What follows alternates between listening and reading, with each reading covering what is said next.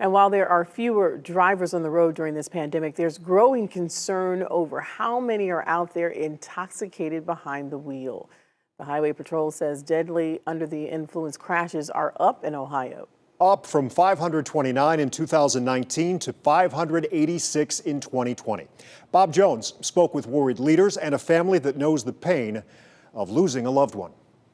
Here in Stark County, there were 30 fatal accidents in 2020. 17 of those involved an impaired driver. That's about 57% and 14% higher than the year before.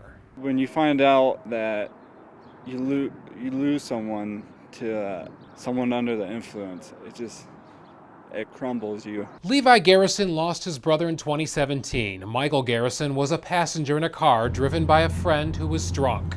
The driver crashed on I-77 in Canton, killing Michael. We still don't know why he would have gotten a car that night with him. Stark County officials are worried about a spike in drunk driving cases. Just last night, a suspected drunk driver flipped a pickup after going off Route 800.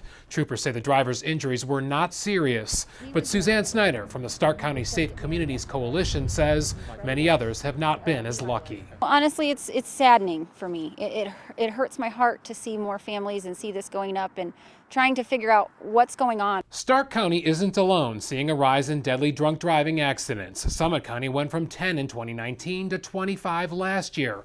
Snyder says one possible reason, people struggling during the pandemic. Is it coping mechanisms? People are stressed, they're losing their jobs, they're not sure what's going to happen, everything changes from day to day. Are they using substances to cope? The latest statistics anger and frustrate Levi. Why and how do you think it's okay to drive drunk or under the influence of anything? Snyder says law enforcement is planning extra traffic blitzes to watch for impaired drivers, and there's an effort to get more help to people through mental health and addiction groups. Where are we seeing the crashes? Where do we need to increase enforcement? Where can we combine those enforcement and education efforts? In the meantime, Levi is appealing to anyone who will listen. Please don't drink and drive. It's not worth it.